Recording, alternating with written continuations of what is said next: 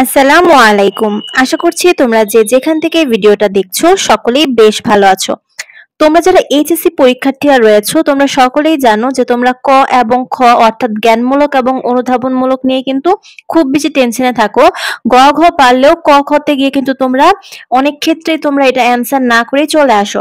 তো তোমাদের জন্য আজকের এই ভিডিওটা, এখানে তোমরা ফিজিক্স কেমিস্ট্রি দুইটাই কিন্তু ক খ অর্থাৎ জ্ঞানমূলক এবং অনুধাবনমূলকের চূড়ান্ত সাজেশন পাবে। আশা করছি এখান থেকেই তোমরা কমন পেয়ে যাবে ইনশাল্লাহ। তো এখানে কিন্তু তোমরা chemistry first paper, chemistry second paper, physics first paper, physics second paper চারটাই কিন্তু তোমরা পেয়ে যাবে। তো প্রথমে তোমরা কেমিস্ট্রি দিয়ে শুরু করো, এরপরে তোমরা এখানে ফিজিক্স দেখতে পারবে। দেখো আমাদের রসায়ন প্রথম পত্র অধ্যায় 2 গুণগত রসায়ন থেকে আমরা ক এর জন্য পড়ব হচ্ছে অরবিট কি, অরবিটাল কি, আউফবাউ নীতি কি, কোয়ান্টাম সংখ্যা, আলফা কণা, জিমেন প্রভাব, দ্রাব্যতা গুণফল কি এবং আইসোটোপ কি। এখানে তোমাদের আইসোটোপ, আইসোবার, আইসোটোন যে কোনো একটাই চলে আসতে পারে। তোমরা জিনিসটা মনে রাখবে যে লাস্টের অক্ষর দিয়ে, তাহলে সোজা হয় যে আইসোটোপ তার মানে প্রোটন সংখ্যা, আইসোটোন মানে নিউট্রন সংখ্যা, কোনটা ভিন্ন এভাবে তোমরা বের করতে পারো। তো এখান থেকে দেখো আমাদের 4 স্টার টপিক হচ্ছে কোয়ান্টাম সংখ্যা, জিমেন প্রভাব এবং অরবিটাল কাকে বলে। এরপর আমাদের 2 স্টার, এরপর হচ্ছে 1 স্টার। তো তোমরা আগে 4 স্টারটা খুব ভালো করে পড়বে, এরপরে 2 স্টার, এরপর 1 স্টার। কোনটাই কিন্তু বাদ দেওয়ার মতো না, সবগুলো একবার দেখে যাবে, যদি চলে আসে অন্য জায়গা থেকে যাতে তোমরা লিখতে পারো। তো দেখো এরপর হচ্ছে আমাদের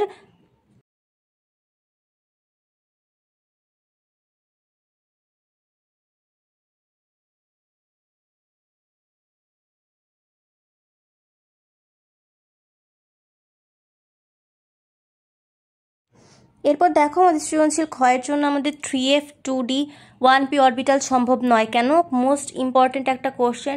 তারপর ধরো যে তোমাদের আসতে পারে যে সোডিয়াম প্লাস আয়ন বা ক্লোরিন মাইনাস আয়ন কিভাবে শনাক্ত করবে, ক্যালসিয়াম কার্বনেটের দ্রাব্যতার গুণফল 8.5 × 10⁻৯ বলতে কি বুঝো, হুন্ডের নীতি অনুসারে ফসফরাসের ইলেকট্রন বিন্যাস ব্যাখ্যা করো।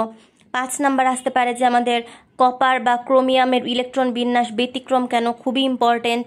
শিখা পরীক্ষায় কেন গাঢ় HCl ব্যবহার করা হয়, জাল চাকা ইউভি রশ্মির ব্যবহার কেন করা হয় ব্যাখ্যা করো। তো এখান থেকে আমাদের 3 স্টার যে টপিকগুলো রয়েছে, যেমন ব্যতিক্রম কেন ইলেকট্রন বিন্যাসের, এটা খুবই ইম্পর্টেন্ট। তারপর হচ্ছে আমাদের 3f 2d কেন সম্ভব নয়। এছাড়া তোমরা স্টার অনুযায়ী গুরুত্ব অনুসারে পড়বে। এরপর দেখো আমাদের অধ্যায় 3 মৌলের পর্যাবৃত্তিক ধর্ম। সৃজনশীল কয়ের জন্য আমরা ইলেকট্রন আসক্তি কাকে বলে, আয়নীকরণ শক্তি কাকে বলা হয়, হাইড্রোজেন বন্ধন কাকে বলে, পোলার যৌগ কাকে বলে, সংকরায়ন কাকে বলে, লিগ্যান্ড কাকে বলে, ইলেকট্রোনেগেটিভিটি কাকে বলা হয়, ভ্যান ডার ওয়ালস বল কাকে বলা হয়, সিগমা বন্ধন কাকে বলে, পাই বন্ধন কি, প্রতিনিধি মৌল কাকে বলে এবং পোলারিটি কাকে বলা হয়। তো এখান থেকে দেখো আমাদের হচ্ছে 5 স্টার পর্যন্ত ইম্পর্টেন্ট রয়েছে, 5 স্টার, 4 স্টার, 2 স্টার এবং 1 স্টার রয়েছে একটা। তো এই অধ্যায় থেকে কয়ের জন্য আমি তোমাদেরকে যে 12টা কোশ্চেন দিয়েছি, খুব বেশি না, এই 12টা যদি পড়তে পারো এখান থেকেই কমন পড়বে। প্রশ্ন যদি কঠিনও হয় তাও দেখবে যে এখান থেকে ইনশাল্লাহ কমন পড়ে যাচ্ছে। তো তোমরা এখানে স্টারের ক্রম অনুসারে গুরুত্ব নিয়ে কিন্তু তোমরা পড়বে। এখন আমাদের সৃজনশীল ক্ষয়ের জন্য আমরা এখানে 13টা কোশ্চেন দিয়েছি যে Fe2+ এবং Fe3+ এর মধ্যে স্থিতিশীলতা ব্যাখ্যা করো, 3 স্টার একটা টপিক।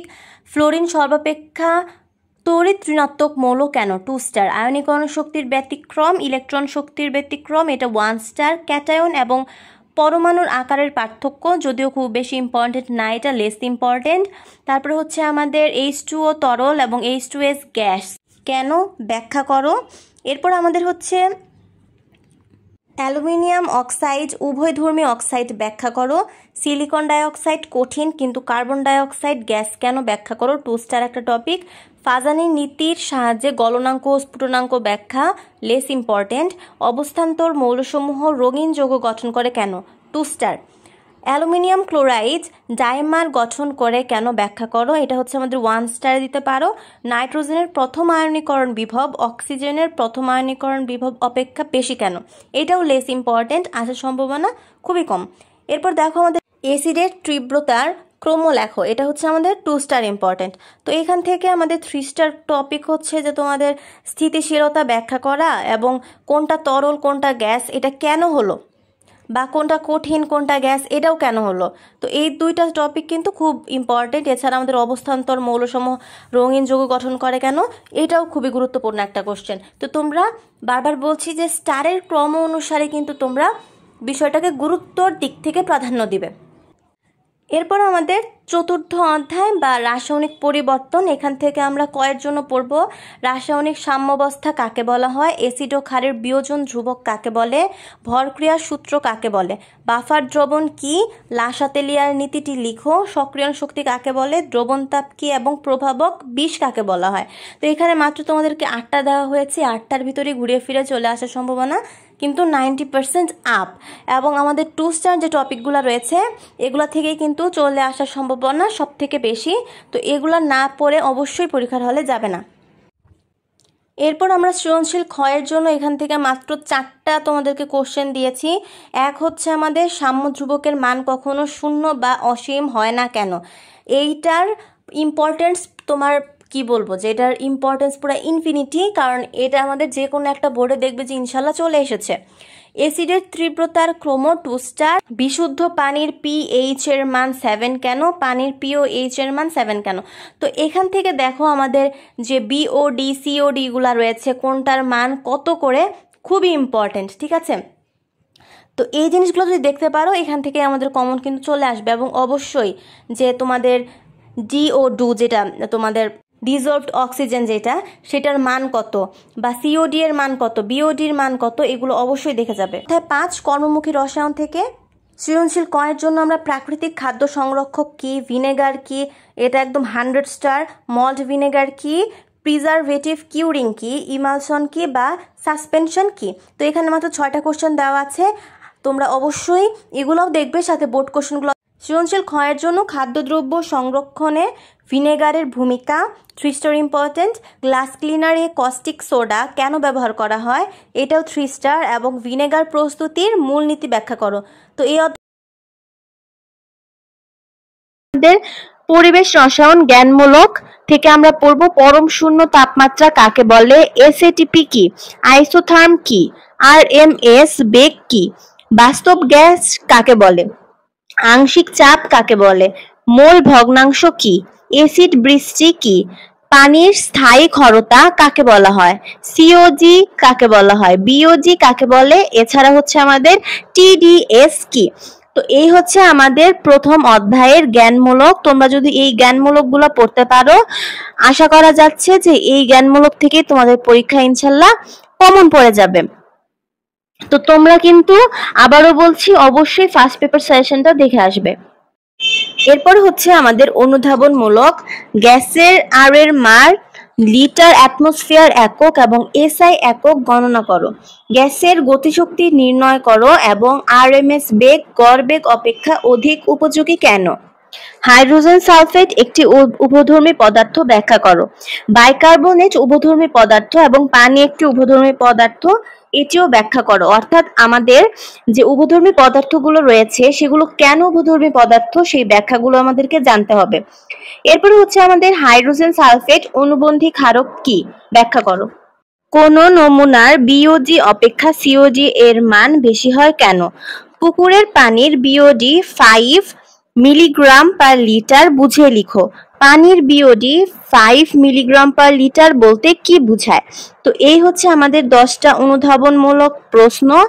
আশা করা যাচ্ছে যে এখান থেকেই তোমাদের ইনশাল্লাহ কমন পড়ে যাবে। সকলের ভয়ের একটা অধ্যায় জৈব রসায়ন, এখান থেকে জ্ঞানমূলক আমরা প্যারাফিন কি, ক্যাটেনেশন কি, কার্যকরীমূলক রেসিমিক মিশ্রণ, কাইরাল কার্বন এনানসিওমার কি, ডায়াস্টেরিওমার, এছাড়া আমাদের রয়েছে ইলেকট্রোফাইল কি, ফ্রি রেডিক্যাল বা মুক্তমূলক কাকে বলা হয়, লুকাস বিকারক কি। তো এই হচ্ছে আমাদের 10টা ইম্পর্টেন্ট জ্ঞানমূলক, এগুলাই কিন্তু হাইস্ট চান্স রয়েছে যে তোমাদের চলে আসার। এরপর দেখো আমাদের অনুধাবনমূলকে আমরা পড়তে পারি যে রেসিমিক মিশ্রণ আলোক নিষ্ক্রিয় কেন, C3H6O টটোমারিজম ধর্ম প্রদর্শন করে ব্যাখ্যা করো, খুবই ইম্পর্টেন্ট। ন্যাপথলিন একটি অ্যারোমেটিক যৌগ কেন, এটাও গুরুত্বপূর্ণ। ইথাইন অম্লধর্মী কেন? ক্লোরোফর্মকে CHCl3 কে রঙিন বোতলে রাখা হয় কেন? তো এই হচ্ছে তোমাদের সবথেকে ইম্পর্টেন্ট কিছু কোশ্চেন যেগুলো চলে আসার খুব বেশি সম্ভাবনা রয়েছে। এছাড়াও কিন্তু তোমরা বিগত বছরে যে কোশ্চেনগুলো আমাদের বোর্ড পরীক্ষা এসেছে সেগুলো একবার করে দেখে যাবে। যদি সেগুলো একবার করে দেখে যাও তাহলে কিন্তু তোমাদের মধ্যে একটা কি বলবো যে একটা পাওয়ার কাজ করবে যে না আমি আসলে সবকিছু পড়ে এসেছি, এখন যেখান থেকেই কোশ্চেন আসুক না কেন আমি পারবো, অর্থাৎ নিজের ভিতরে একটা আত্মবিশ্বাস থাকবে। তো আমি তো তোমাদেরকে বলেই দিলাম যে সব থেকে ইম্পর্টেন্ট কোনগুলা। তো এছাড়াও তোমরা অবশ্যই কিন্তু বোর্ড কোশ্চেন গুলাও একবার করে দেখে যাবে, খুবই গুরুত্বপূর্ণ। তো দেখো এখন হচ্ছে আমাদের অধ্যায় 3 পরিমাণগত রসায়নের জ্ঞানমূলক হচ্ছে আমরা পড়বো। মোলার দ্রবণ কি, মোলারিটি কি, সেমিমোলার দ্রবণ, টাইট্রেশন, প্রাইমারি স্ট্যান্ডার্ড পদার্থ কি, জারণ সংখ্যা, দর্শকায়ন এবং নির্দেশক কি। তো এখান থেকে আমাদের 8টা তোমাদেরকে দেওয়া হয়েছে, এই 8টাই মোস্ট ইম্পর্টেন্ট। তোমরা এই 8টা কিন্তু খুব ভালো করে দেখে যাবে।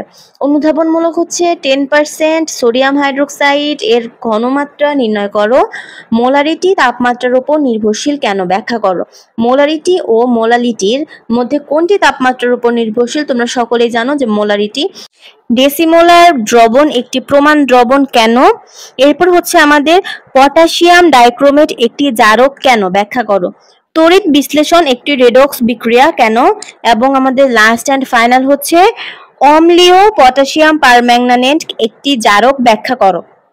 তো এই হচ্ছে আমাদের খুবই গুরুত্বপূর্ণ 7টা অনুধাবনমূলক কোশ্চেন। তোমরা এই 7টা তো দেখবেই, সাথে বোর্ড কোশ্চেন গুলো একবার করে হলেও নজরে রাখবে, যাতে যদি বাই চান্স যদি অন্যটা চলে আসে যাতে ঘাবড়ে না গিয়ে লিখে আসতে পারো। ঠিক আছে, আমাদের অধ্যায় 4 তড়িৎ রসায়নের জ্ঞানমূলক হচ্ছে তড়িৎ বিশ্লেষ্য কি, ফ্যারাডের তড়িৎ বিশ্লেষণের প্রথম সূত্রটি লিখো। তড়িৎ রাসায়নিক তুল্যাঙ্ক কি, তড়িৎ রাসায়নিক সারি কি, কোষের তড়িৎ চালক বল বা EMF কি, প্রমাণ তড়িৎদ্বার বিভব কাকে বলা হয়, নির্দেশক তড়িৎদ্বার কি, তড়িৎ রাসায়নিক কোষ কি এবং লবণ সেতু কি। তো এই অধ্যায়টা বলা চলে যে তোমাদের জন্য খুবই লাকি, কারণ অনেকে যারা জৈব যৌগ ভয় পাও বা দিতে চাও না তখন কিন্তু এই অধ্যায়টাই তোমাদের হেল্প করে।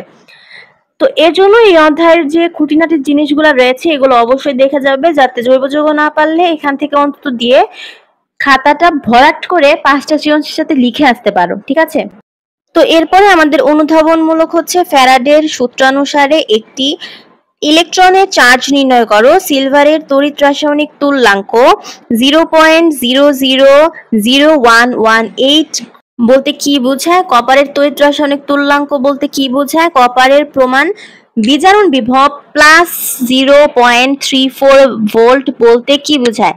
জিঙ্ক তড়িৎদ্বারের প্রমাণ জারণ বিভব +0.76 ভোল্ট বলতে কি বোঝায়? তড়িৎ বিশ্লেষণ একটি রিডক্স বিক্রিয়া, ব্যাখ্যা করাও। এবং তড়িৎ রাসায়নিক কোষে লবণ সেতু কেন ব্যবহার করা হয়? তো এখান থেকে তোমাদের মাত্র 7টা কোশ্চেন দেওয়া হয়েছে, এই 7টা কোশ্চেন ভালো করে তোমরা দেখে যাবে, সাথে বোর্ড কোশ্চেন কিন্তু মাস্ট। দেখো কয়ের ক্ষেত্রে প্রথমে আমরা অধ্যায় 1-এর জন্য 2টা মাত্র জিনিস পড়বো। একটা হচ্ছে আপেক্ষিক ত্রুটি কি এবং ফেরোমিটারের লঘিষ্ঠ ধ্রুবক 0.01 মিলিমিটার বলতে কি বোঝায়। অধ্যায় 1-এর জন্য এই 2টা দেখলে আমাদের হয়ে যাবে। অধ্যায় 2-এর জন্য আমরা দেখব বিপ্রতীপ ভেক্টর কি, স্কেলার আপেক্ষকের গ্রেডিয়েন্টের সংজ্ঞা লেখো, অবস্থান ভেক্টর কি, কার্লের সংজ্ঞা দাও, সমান ভেক্টর কি, ভেক্টর অপারেটর, একক ভেক্টর কাকে বলা হয়, ডট গুণন কি, স্বাধীন ভেক্টর কাকে বলা হয়, নাল ভেক্টর কাকে বলে, অপারেটর কাকে বলা হয়, পোলার ভেক্টর কি, ডানহাতি স্ক্রু নিয়মটি বিবৃত করো, সদৃশ ভেক্টর কাকে বলে, ভেক্টর বিভাজন কি এবং আয়ত একক ভেক্টর কি। তো অধ্যায় 2-এর জন্য আমরা এই কয়েকটা ক পড়বো। এখান থেকেও মোস্ট ইম্পর্টেন্ট কিছু আছে যেগুলো ইতোমধ্যে বোর্ড পরীক্ষায় এসে গেছে। অধ্যায় 4 থেকে আমরা পড়বো কৌণিক ভরবেগ কি, জড়তার ভ্রামক কাকে বলা হয়, রাস্তার ব্যাংকিং কি, স্থিতিস্থাপক সংঘর্ষ কাকে বলা হয়, টর্ক কাকে বলে, কৌণিক ত্বরণ কি, কেন্দ্রমুখী বল বলতে কি বোঝায়, চক্রগতির ব্যাসার্ধ কাকে বলা হয়, কৌণিক বেগ কি, মৌলিক বল কি এবং ঘাত বল কাকে বলা হয়? অধ্যায় 4 থেকে আমরা এই 11টা কোশ্চেন পড়বো। অধ্যায় 5 থেকে স্প্রিং ধ্রুবক কি, বলের ঘাত কাকে বলে, কর্মদক্ষতার সংজ্ঞা দাও, সংরক্ষণশীল বল কি, কাজ শক্তি উপপাদ্যটি লিখো, পরিবর্তনশীল বল কাকে বলে, অশ্ব ক্ষমতা কাকে বলে, অসংরক্ষণশীল বল কি, ভরকেন্দ্র কাকে বলা হয় এবং প্রত্যয়নী বল কাকে বলে। অধ্যায় 5 থেকেও আমরা এই 10টাই পড়বো এবং এই 10টাই কিন্তু মোস্ট ইম্পর্টেন্ট। এরপরে অধ্যায় 6 থেকে আমরা পড়বো মুক্তিবেগ কি, ভারকেন্দ্র কি, ভূস্থির উপগ্রহ কাকে বলা হয়, পার্কিং কক্ষপথ কি, ভূস্থির কৃত্রিম উপগ্রহ কাকে বলে, মহাকর্ষীয় প্রাবল্য কাকে বলে এবং কেপলারের তৃতীয় সূত্রটি লেখো। এখান থেকে আমরা এই মাত্র 7টাই পড়বো। অধ্যায় 7 থেকে আমরা অসহ পীড়ন কি, একটি স্প্রিংকে খণ্ডিত করলে এর ধ্রুবক পরিবর্তন হবে কি, ব্যাখ্যা করো, পয়সনের অনুপাত কি, টেনশন বল কাকে বলা হয়, সংনমতা কি, পীড়নের সংজ্ঞা দাও এবং স্থিতিস্থাপকতা কাকে বলা হয়। এখান থেকে আমরা এই কয়েকটা টপিক পড়ে নিব। অধ্যায় 8 থেকে আমরা পড়ব কম্পাঙ্ক কাকে বলা হয়, দশা কি, স্থিতিস্থাপক সীমার সংজ্ঞা দাও, সরল ছন্দিত স্পন্দন গতি কাকে বলা হয়, কালিক পর্যায়ক্রম কি, কৌণিক কম্পাঙ্ক কাকে বলা হয়, স্থানিক পর্যায়বৃত্ত কি, ইপক কি এবং সেকেন্ড দোলক কি। এবং লাস্ট হচ্ছে আমাদের অধ্যায় 10। অধ্যায় 10 থেকে আমরা পড়বো শিশিরাঙ্ক কাকে বলা হয়, আপেক্ষিক আর্দ্রতার সংজ্ঞা দাও, গড় মুক্ত পথের বোলজম্যানের সূত্রটি লিখো, শক্তির সমবিভাজন নীতি কাকে বলা হয়, গড় মুক্ত পথ কাকে বলে, সম্পৃক্ত বাষ্প চাপ কি, সংকট চাপ কি, গড় বর্গবেগ কি এবং স্বাধীনতার মাত্রা কাকে বলা হয়। অধ্যায় 10 থেকে আমরা এই 9টা টপিক পড়লেই কিন্তু আমাদের মোটামুটি কয়ের জন্য এনাফ। তো এই হচ্ছে তোমাদের কয়ের সাজেশন। প্রশ্ন যত কঠিনই হোক না কেন আমাদের এই কয়েকটা টপিকের ভিতরে বা এই কয়েকটা সংজ্ঞার ভিতরে আমাদের চলে আসবে ইনশাল্লাহ। দেখো সৃজনশীল ক্ষয়ের জন্য আমরা অধ্যায় 1 থেকে পড়বো সাধারণ স্ফেরোমিটারের সাহায্যে পাতের পুরুত্ব নির্ণয়কালে এর যান্ত্রিক ত্রুটি থাকা সত্ত্বেও নির্ণয়ের প্রয়োজন নেই কেন, ব্যাখ্যা করো। ঠিক আছে। এবং অধ্যায় 2 থেকে আমরা পড়বো দুটি অসমান ভেক্টরের লব্ধি শূন্য হতে পারে না কেন, ব্যাখ্যা করো। খুবই গুরুত্বপূর্ণ একটা কোশ্চেন, যে কোনো বোর্ডে আমাদের চলে আসতে পারে। কে এক্স কে একটি নাল ভেক্টর, ব্যাখ্যা করো। এটিও কিন্তু আমাদের খুবই গুরুত্বপূর্ণ। নাল ভেক্টর বা শূন্য ভেক্টরের যে কনসেপ্টটা রয়েছে, দুটি ভেক্টরের গুণন বিনিময় সূত্র মেনে চলে না কেন, এবং একটি বস্তুকে টানা অথবা ঠেলার ক্ষেত্রে কোনটি সহজ। আমরা সকলে একটা টেকনিক দিয়ে মনে রাখতে পারি যে কঠিনেও ঠ আছে, ঠেলাতেও কিন্তু আমাদের ঠ আছে, তো ঠেলা অবশ্যই আমাদের কঠিন হবে।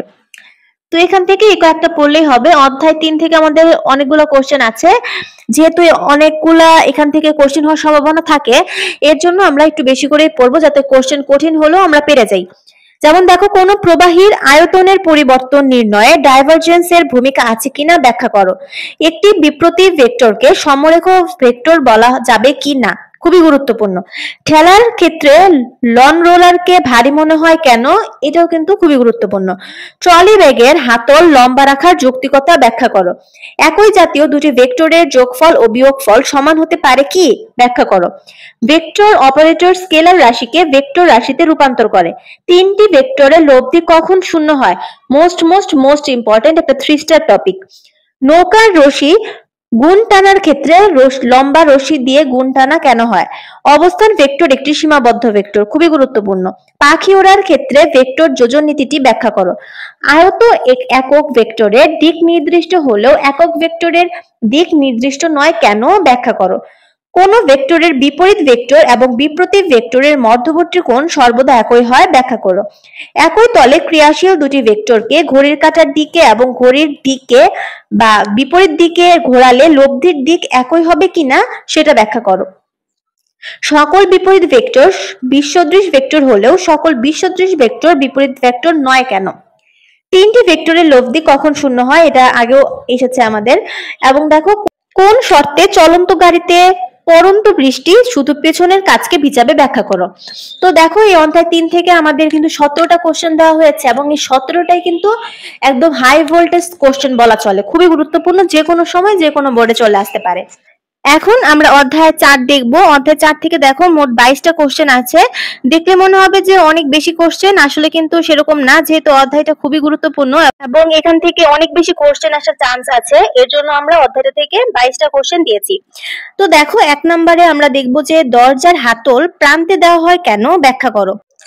বেলি ডান্সের ক্ষেত্রে কৌণিক ভরবেগের প্রভাব ব্যাখ্যা করো। বৈদ্যুতিক দুতিক পাখা ঘুরলে গায়ে বাতাস লাগে কেন, ভেক্টরের সাহায্যে ব্যাখ্যা করো। বৈদ্যুতিক পাখার বাতাস কিভাবে নিচে নামে, ব্যাখ্যা করো। ঘর্ষণ বল একটি অসংরক্ষণশীল বল, ব্যাখ্যা করো। বালির উপর দিয়ে হাঁটা কষ্টসাধ্য কেন, খুবই গুরুত্বপূর্ণ একটা কোশ্চেন। স্কেলার রাশির গ্রেডিয়েন্ট একটি ভেক্টর রাশি, ব্যাখ্যা করো। রাস্তার ব্যাংকিং এর প্রয়োজনীয়তা কি, টর্কের দিক কিভাবে নির্ণয় করবে। বৃত্তাকার পথে বাঁক পার হওয়ার সময় একজন সাইকেল আরোহী হেলে যায় কেন, এটা কিন্তু আমাদের একটা 3 স্টার টপিক, যে কোনো সময় চলে আসতে পারে। এরপর হচ্ছে আমাদের ব্যাংকিং কোণের মান বাড়ালে রাস্তার বাঁকে গাড়ি চালানোর গতিসীমা বাড়ে, ব্যাখ্যা করো। একক সমকৌণিক বেগে ঘূর্ণায়মান মান কোন দৃঢ় বস্তুর জড়তার ভ্রামক সংখ্যাগতভাবে এর কৌণিক ভরবেগের সমান। একজন নৃত্যশিল্পী ঘূর্ণনের সময় 2 হাত ভাঁজ করে নেয় কেন। উলম্ব তলে ঘূর্ণায়মান রোলার কোস্টারের যাত্রী নিচে পড়ে না কেন, এটাও গুরুত্বপূর্ণ, মানে এই কনসেপ্টটা ক্লিয়ার রাখতে হবে কিন্তু আমাদের। এরপরে দেখো আমাদের ঘূর্ণন অক্ষের সাপেক্ষে বৈদ্যুতিক পাখার সকল বিন্দুর কৌণিক বেগে সমান কিন্তু রৈখিক বেগ ভিন্ন ভিন্ন কেন। সুষম দ্রুতিতে বৃত্তাকার পথে চলন্ত কোনো বস্তুর ত্বরণ থাকে কেন। কোন বস্তুর পক্ষে সুষম বেগে বৃত্তাকার পথ ঘোরা সম্ভব নয়, ব্যাখ্যা করো। বৃত্তাকার পথে ঘূর্ণনমান একটি বস্তুর ব্যাসার্ধের পরিবর্তনের সাথে কেন্দ্রমুখী বলেরও পরিবর্তন ঘটে। ঘূর্ণনরত বস্তুর কৌণিক ভরবেগ কখনো শূন্য হয় না কেন। জড়তার ভ্রামকের সমান্তরাল ও লম্ব অক্ষ উপপাদ্য বিবৃত করো। গাড়ির চাকার নাট বল্টু খোলার ক্ষেত্রে লম্বা হাতলযুক্ত যন্ত্র ব্যবহার সুবিধাজনক। উলম্ব তলে দ্রুত ঘূর্ণনরত পানি ভর্তি বালতির পানি পড়ে যায় না কেন। তো এখানে আমার এই কয়েকটাই গুরুত্বপূর্ণ, আর আমি তোমাদেরকে যেগুলো মোস্ট ইম্পর্টেন্ট বলেছি সেগুলো ভালোভাবে দেখে যাবে। অধ্যায় 5-এ আমরা দেখব বল ও সরণ শূন্য না হলেও কাজ শূন্য হতে পারে কি। অভিকর্ষজ বল একটি সংরক্ষণশীল বল, ব্যাখ্যা করো। মোস্ট ইম্পর্টেন্ট, গুলি এবং পাথরের মধ্যে কোনটি দিয়ে জানালায় কাঁচকে আঘাত করলে কাঁচ বেশি টুকরায় পরিণত হবে। একটি স্প্রিংকে খণ্ডিত করলে এর ধ্রুবক পরিবর্তন হবে কি, ব্যাখ্যা করো। একজন আরোহী লিফটে উপরে ওঠার সময় নিজেকে ভারী মনে করে কেন, এটা কিন্তু আমাদের একটা 2 স্টার টপিক।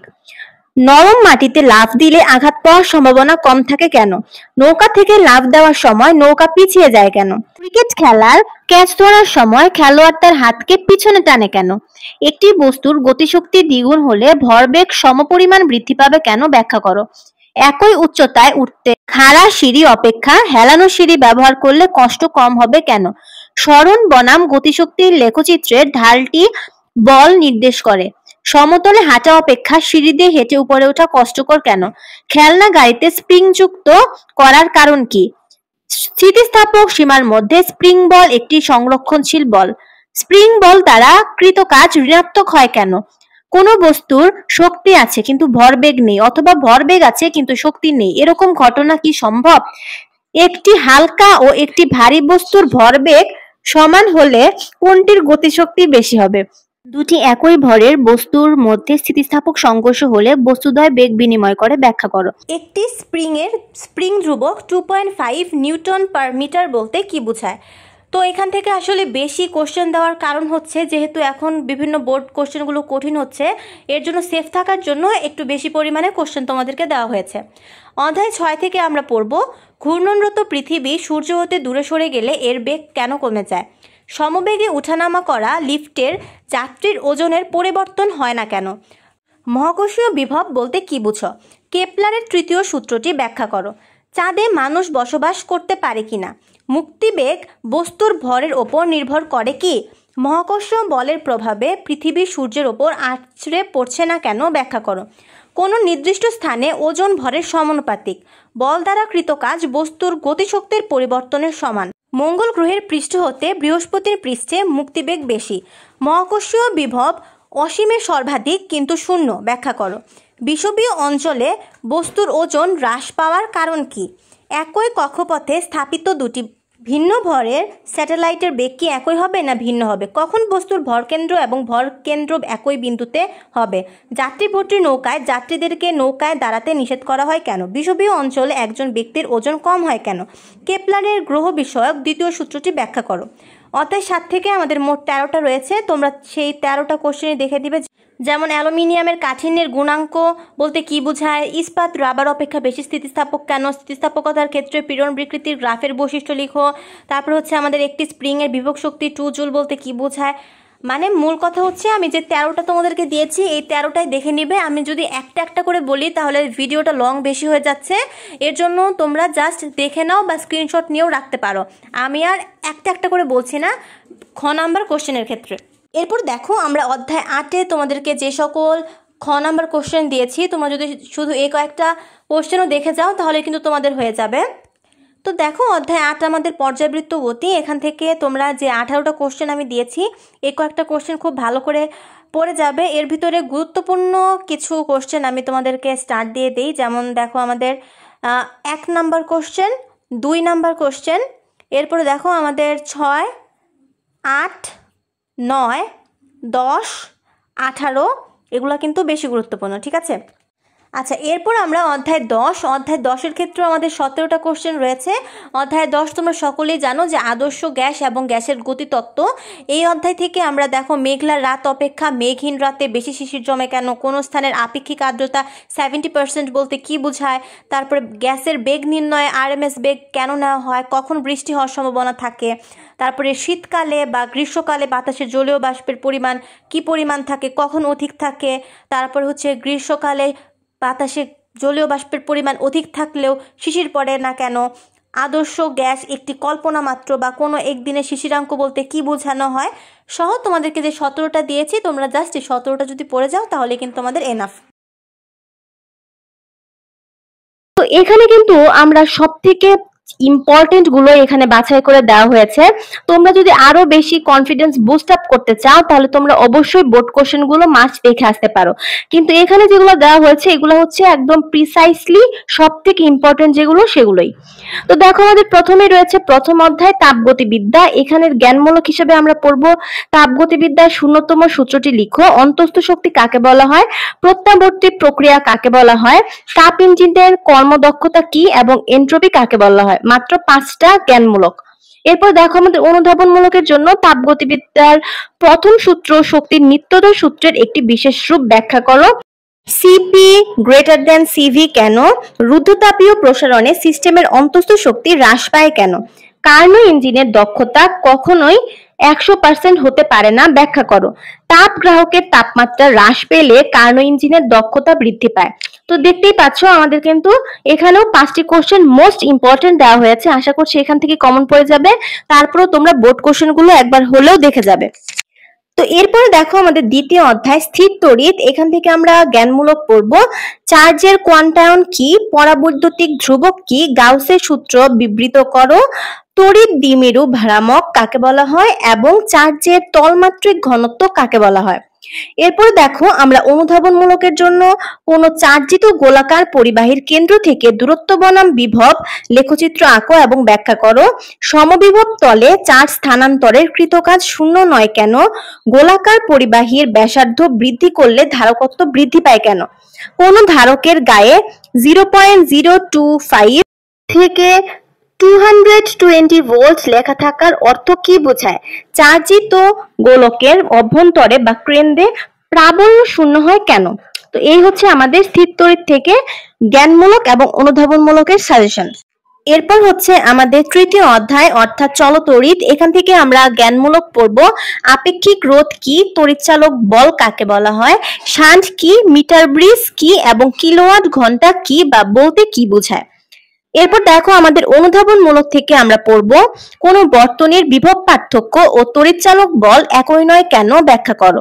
কিরশফের প্রথম সূত্র চার্জের সংরক্ষণ নীতি মেনে চলে, ব্যাখ্যা করো। ভোল্টমিটারকে সমান্তরালে যুক্ত করা হয় কেন? শান্ট কিভাবে গ্যালভানোমিটারকে রক্ষা করে?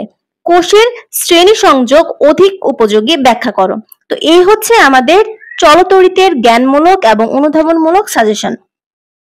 এখন আমাদের পঞ্চম অধ্যায় বা ভৌত আলোক বিজ্ঞান থেকে আমরা জ্ঞানমূলক পড়ব তড়িৎ চৌম্বকীয় তরঙ্গ কাকে বলা হয়, পয়েন্টিং ভেক্টর কি, তরঙ্গমুখ কাকে বলা হয়, আলোর ব্যতিচার কাকে বলে এবং আলোর সমবর্তন কি। অনুধাবনমূলক থেকে আমরা পড়ব স্থায়ী ব্যতিচার সৃষ্টির জন্য সুসংগত উৎস অপরিহার্য কেন, ইয়ং এর দ্বিচির পরীক্ষায় ব্যতিচার ঝালরের কেন্দ্রীয় পট্টির প্রকৃতি ব্যাখ্যা করো, উৎস হতে পর্দার দূরত্ব বেশি হলে ব্যতিচার অবলোকন করা যায় না কেন, ফ্রনহফার শ্রেণীর অপবর্তন গঠনে উত্তল লেন্স ব্যবহার করা হয় কেন এবং গ্রেটিং এ বর্ণালী সৃষ্টি হয় কেন, ব্যাখ্যা করো। তো এটা হচ্ছে আমাদের ভৌত আলোক বিজ্ঞানের ক এবং খ এর সাজেশন। এখন আমাদের অষ্টম অধ্যায় আধুনিক পদার্থবিজ্ঞানের সূচনা। এই অধ্যায় থেকে আমরা জ্ঞানমূলকের জন্য পড়ব জড় প্রসঙ্গ কাঠামো কি, কাল দীর্ঘায়ন কাকে বলে, ভরের আপেক্ষিকতা কি, নিবৃত্তি বিভব কাকে বলা হয় এবং সূচন কম্পাঙ্ক কি। অনুধাবনমূলক থেকে আমরা কোন বস্তুর বেগ আলোর বেগের চেয়ে বেশি হতে পারে না, ব্যাখ্যা করো। চলমান বস্তুর দৈর্ঘ্য কখনো শূন্য হয় না কেন, ফটো ইলেকট্রনের গতিশক্তি আলোর তীব্রতা নয় কম্পাঙ্কের উপরে নির্ভর করে। কোন একটি ধাতুর কার্যপেক্ষক 2.31 ইলেকট্রন ভোল্ট বলতে কি বোঝায়, কোন ধাতুর ফটোতড়িৎ ক্রিয়া তার সূচন কম্পাঙ্কের উপর নির্ভরশীল, ব্যাখ্যা করো। এরপর হচ্ছে আমাদের নবম অধ্যায় অর্থাৎ পরমাণুর মডেল এবং নিউক্লিয়ার পদার্থবিজ্ঞান। এখান থেকে আমরা জ্ঞানমূলকের জন্য তেজস্ক্রিয়তা কি, এককড়ি কাকে বলা হয়, ক্ষয় ধ্রুবক কাকে বলে, অর্ধায়ু কাকে বলে, ভর ত্রুটি কি এবং বন্ধন শক্তি কাকে বলা হয়, এই 5টা টপিক পড়ব। এরপর দেখো আমাদের অনুধাবনমূলকের জন্য আমরা পড়ব বোর কিভাবে রাদারফোর্ডের মডেলের সীমাবদ্ধতা অতিক্রম করেন, ব্যাখ্যা করো। পজিট্রনকে ধনাত্মক ইলেকট্রন বলা হয় কেন, অবক্ষয় ধ্রুবক যত বড় হবে নির্দিষ্ট সময়ে একটি পরমাণুর ক্ষয়ের সম্ভাবনা তত বেশি হবে, ব্যাখ্যা করো। নিউক্লিয় ফিশন বিক্রিয়ায় ক্যাডমিয়াম দণ্ড ব্যবহার করা হয় কেন, নিউক্লিয়ার ফিশন ও ফিউশনের মধ্যে কোনটি অধিক নিরাপদ এবং কেন। তো দেখো আমাদের 5টা করে মোট 10টা জ্ঞানমূলক এবং অনুধাবনমূলক দেওয়া হলো নবম অধ্যায়ের জন্য। তো এখন দেখো আমাদের লাস্ট এন্ড ফাইনাল অধ্যায় দশম অধ্যায় সেমিকন্ডাক্টর ও ইলেকট্রনিক্স। এই অধ্যায় থেকে আমরা জ্ঞানমূলক পড়ব শক্তি বেঞ্চ কাকে বলে, ডোপিং কি, সম্মুখী ঝোঁক কাকে বলে, রেকটিফায়ার কাকে বলে এবং লজিক গেজ কাকে বলা হয়। এরপর দেখো আমরা এই অধ্যায়েরই অনুধাবনমূলকের জন্য পড়ব তাপমাত্রা বৃদ্ধিতে অর্ধপরিবাহীর পরিবাহিতা বৃদ্ধি পায় কেন, এন টাইপ অর্ধপরিবাহী তড়িৎ নিরপেক্ষ কিনা, ব্যাখ্যা করো। ট্রানজিস্টরের ইমিটার ও বেস সমপরিমাণ ডোপায়িত থাকে না কেন, পিএনপি এবং এনপিএন ট্রানজিস্টরের মধ্যে কোনটি বেশি ব্যবহার উপযোগী এবং কেন, ন্যান্ড বা নরকে সার্বজনীন গেজ কেন বলা হয়। তো দেখো আমাদের সেমিকন্ডাক্টরের কিন্তু সাজেশন শেষ হয়ে গেল। তো দেখো প্রতিটি অধ্যায় থেকে তোমাদেরকে কিন্তু জ্ঞানমূলক এবং অনুধাবনমূলক মোস্ট ইম্পর্টেন্ট যেটা আমাদের আসার চান্স সব থেকে বেশি সেই সাজেশনটাই কিন্তু তোমাদেরকে দেখানো হয়েছে। তো এখান থেকে আশা করি কমন পড়ে যাবে। তারপরেও আমি বারবার বলছি তোমাদেরকে বোর্ড কোশ্চেন গুলো আরেকবার করে সলভ করে যাওয়া, কারণ যদি চলে আসে তাহলে যাতে তোমরা লিখে আসতে পারো এবং তোমাদের এটা করলে কি হবে কনফিডেন্স কিন্তু এক্সট্রা করে বুস্ট হবে। তো আজকে এই পর্যন্তই, দেখা হবে ইনশাআল্লাহ পরবর্তী কোনো ভিডিওতে। সেই পর্যন্ত তোমরা সকলে সুস্থ থাকো, ভালো থাকো। আসসালামু আলাইকুম।